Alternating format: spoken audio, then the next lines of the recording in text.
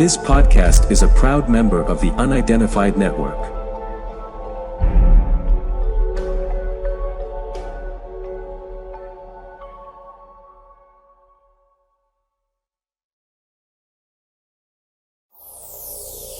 On the Track is a monthly web TV show about cryptozoology, natural history, green issues, and whatever else the team feel like making up as they go along. Enjoy! So, what have we got exciting that's coming up in this episode, Mr. John? Well, Hennis, in this week's exciting and very important episode, we listen to Katy Elizabeth, who has her latest and quite astounding findings from Lake Champlain this summer.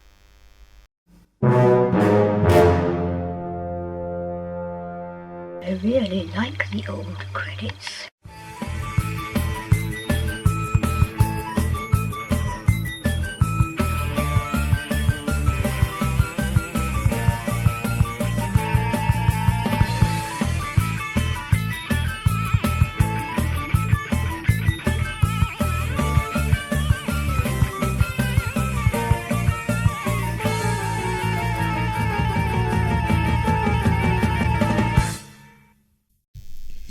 Good afternoon, ladies and gentlemen. My name's John Downs and I'm the director of the Centre for Fortean Zoology, and welcome to... Hang on. What's happening? Could that be a popular entertainer and a curmudgeonly Yorkshireman doing a pastiche of the KLF? Chingford, Kingston upon Thames, right, it's Pontsy down south, Bournemouth, Chiswick, Reading, it's Pontsy down south, Bath, Oxford, Basildon, it's Pontsy down south. Yes, ladies and gentlemen, it's time to immanentise the eschaton. My name's John Downs, I'm the director of the Centre for Fortean Zoology, and welcome to another episode of On the Track. On the Track is a bi-weekly show every Wednesday evening at 6:30 and every Saturday afternoon at 3. We bring you a melange, a mixture, all sorts of other things. Lauren, what else begins with N? McDonald's, of course. Thank you, Lauren. A McDonald's of hard science, weird shit, and surreality. What's surreality? Well, couple over this. Dad, the cats are being nasty to me. Never mind, Archie, there's a pirate doggy on his way to see you. Maybe he can help. Ha ha ha ha, Jim lad. Dead pets tell no tales.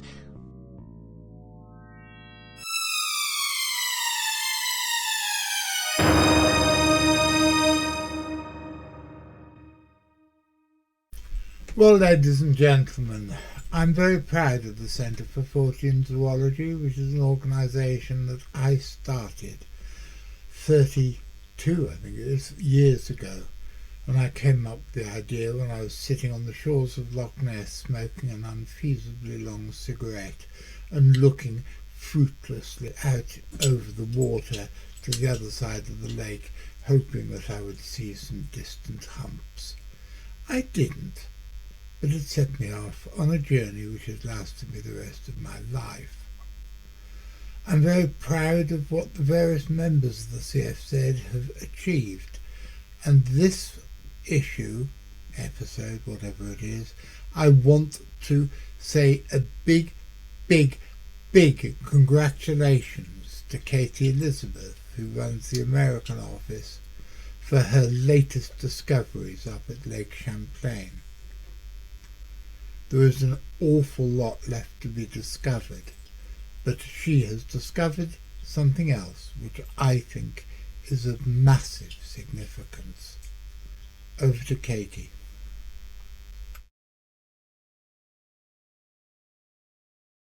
On September 20th, 2024, Champ searched President Katy Elizabeth aboard her research vessel Kelpie 2, which was outfitted with an array of cutting-edge sonar and hydrophone equipment. Captured echolocation clicks similar to dolphin and orca echolocation. Although she does not believe these animals are a cetacean species, this ability could have developed over time through evolutionary adaptation.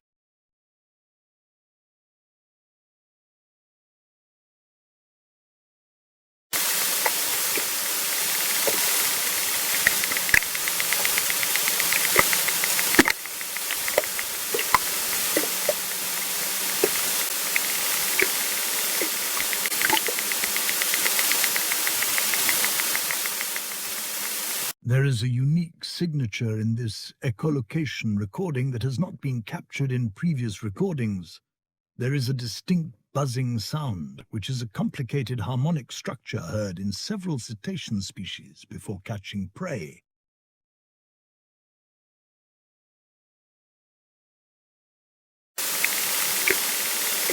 Here are some comparisons. Atlantic white-sided dolphin, Lagenahencus acutus.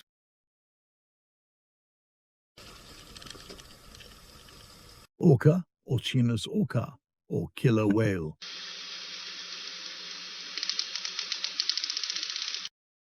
Beluga whale, Delphinapterus lucas.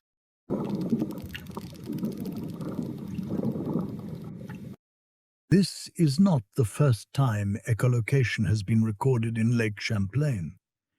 Katy has previously recorded similar echolocation recordings, which have been analyzed by scientists for the History Channel, Discovery Channel, Science Channel, as well as by scientists in Japan, and stated authentic and unlike any species known to be in a freshwater lake. She has recorded known fish that inhabit Lake Champlain and man-made sounds that do not fit into the category of what has been recorded in this recording signature.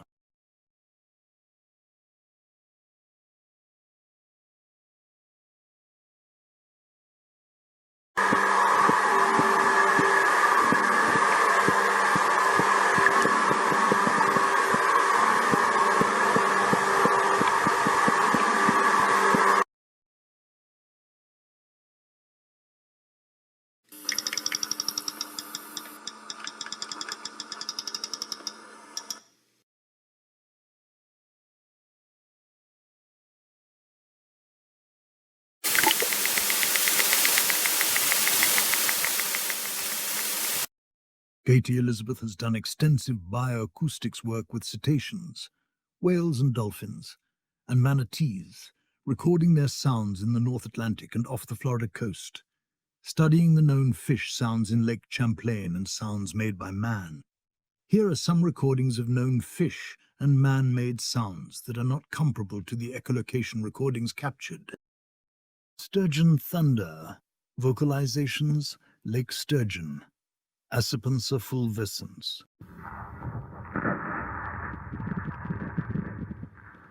Freshwater drum, sheephead, Aplodinotus grunniens. Alewife, Alosa pseudoharengus. An orchestra of common fish that inhabit Lake Champlain.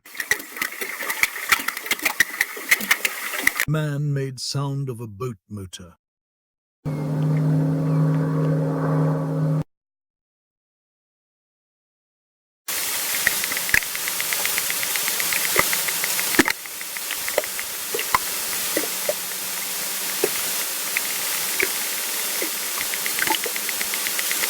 There is in fact an unknown species echolocating in Lake Champlain. Hopefully, by using more and more advanced technology in the years to come, it will be proven to science as a catalogued species. Wow! Has anybody got any idea what the blinking flip that could be if it's not echolocation by an unknown species of animal?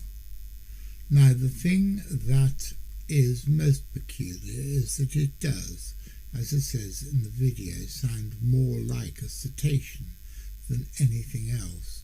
And there were, of course, cetaceans in Lake Champlain within relatively recent times. But nobody has reported seeing one in many years, many decades, some centuries, I don't know how long. Nobody has reported seeing anything that looks even slightly like a whale or a dolphin. We know that there were beluga whales, white whales as they were called in my youth there, because fossil and subfossil records of them have been found. But if a beluga whale lived there, not only are they, one, white, so they would show up against the dark water, two, air breathers, so they would have to come to the surface, and three, extremely large, and to have a viable population of them that lasted there for centuries, it really would seem most likely that somebody would have seen them by now and reported them. So, what on earth can they be? In her new book, Katy believes, and says so in the book, that they are amphibians of some description, and it has to be said that there are recordings of amphibians making sounds. But whether they make sounds that could be used for echolocation, or whether they could make this sort of sound for some other reason, remains completely and utterly unknown. So, the only thing that one can say, apart from congratulations, Katy, what you did is absolutely fantastic, and I'm so impressed you would not believe it. Just like that old song said, that Katy's evidence leaves more questions than answers, and means that there is a heck of a lot more research needing to be done back at Lake Champlain in the future. To my untutored ears, these recordings sound very much like those recorded by Elizabeth von Muckenthaler some years ago, and it is not too big a paradigm shift to assume that they are from the same species of animal, if not from the same individuals. But what are they? The video of the sonar recordings, which Katy obtained a few years ago, do imply that we're talking about something with a long neck, a barrel-shaped body and flippers. This is no known species of whale. In fact, it's no known species of anything. So, what can it be? What do you think of the sounds Katy recorded? Well, there's definitely a bit of a dolphin vibe about the recordings. A kind of a sequence of clicks, if you like. So it was definitely mysterious, and it's not the first time that such recordings have been made. Similar recordings have been made in Lake Champlain in the past. So yeah, Katy got them in, I think, 2002. No, 2022. And a lady called Elizabeth von Muckenthaler got them in 2018, I think, but don't hold me to any of those dates. And are there dolphins in Lake Champlain is the first question. Well, and if there were once upon a time, but if there were dolphins still now in Lake Champlain, one, nobody's ever reported seeing them. Two, the toothed whales, which were most common in Lake Champlain, according to the fossil and subfossil evidence, were belugas, the white whale, and the white whale would be incredibly visible in the dark water. And Hmm. three, I think because they are air breathers and because all cetaceans, whatever species, come up to spout, people would have reported at least seeing spouts, and they don't. Yes, that's the thing. So yes, it's all very mysterious, but it's good that she has continued with her research, and hopefully, she can come on soon, and you can and she can tell us all about her latest expedition and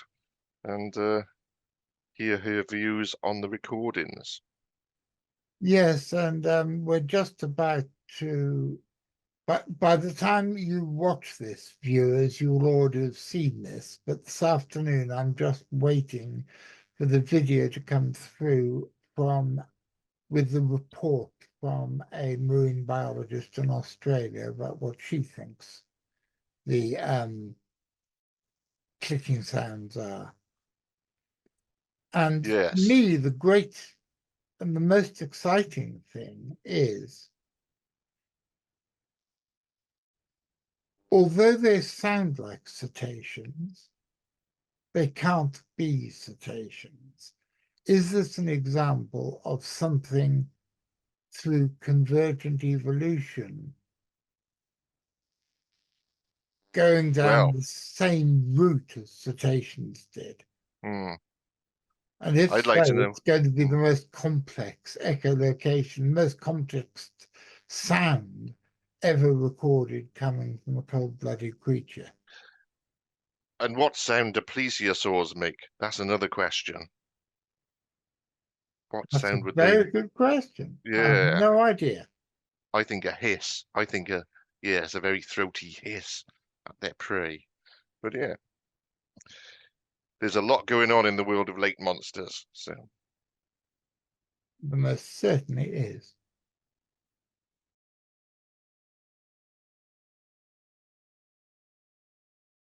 Katy Elizabeth shared the recordings with Cindy Jolie, a marine biologist from Perth, Australia, and a graduate of marine biology from Murdoch University. She was amazed at the complex nature of these sounds. Her thoughts are as follows. Many animals can create underwater sounds for various purposes, such as communication, hunting, and navigation. This consists of fishes, amphibians, reptiles, and aquatic mammals. The sounds recorded in Lake Champlain resemble intricate clicks employed for echolocation, like the ones produced by present-day toothed whales. If the sounds belong to a marine mammal, there will be ongoing sightings, as these animals need to surface frequently for air. The absence of living cetaceans in the lake makes it unlikely that the sounds are coming from these animals. The lake holds several species of reptiles and amphibians, with some species can remain submerged for longer durations than any marine mammal and carry out hibernation during winter. Certain amphibians and reptiles, such as newts and turtles, can create clicks underwater, although they are not as complex as the sound captured. The audio shows the possibility of an unknown species, unlike anything known from a freshwater lake. The theory that a highly evolved, ectothermic animal that can produce complex clicks resides in the lake is possible. Additional data and research are required to confirm. This conclusion from marine biologist Cindy Jolie is a significant scientific breakthrough. Katy Elizabeth will continue these bioacoustic studies. If future recordings are captured, they will be analyzed and perhaps one day place this elusive unknown species known as champ into our zoological record as an officially catalogued species.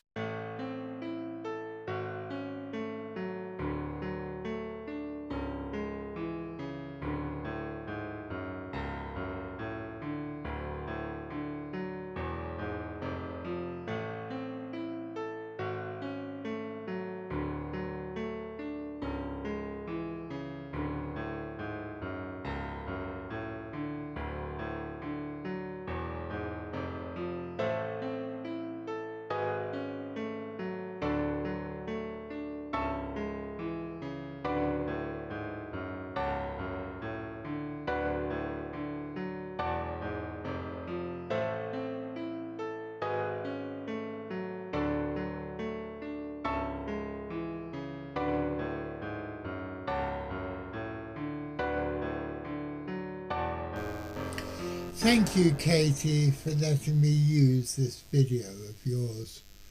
I'm very grateful.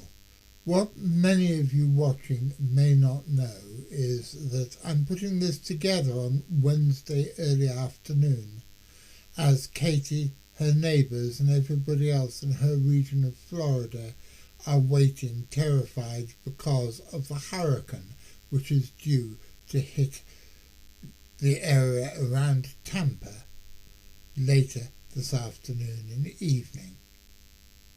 My thoughts and my prayers and those of everybody else in the CFZ faculty go out to you all.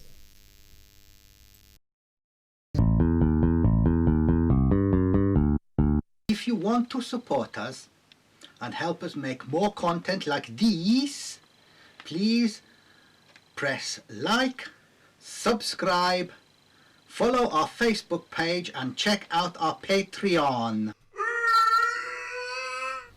And as the ghost of Joe Strummer, who's an ever more regular visitor to my little studio, says, don't forget to ring the notification bell, otherwise you'll miss the new episodes.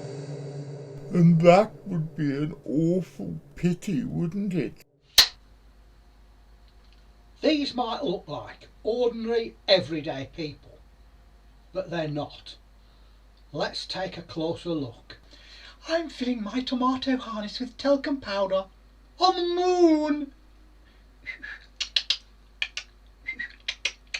Back seats for keep a welcome in the hillside. Cherry ripe, cherry ripe. I live inside of a crab with Rip Van Winkle and the Patty Cake Man. Yes, they were all wazzocks. You can tell wazzocks by their general waz-tardedness. So remember, think once, think twice, think wazzock.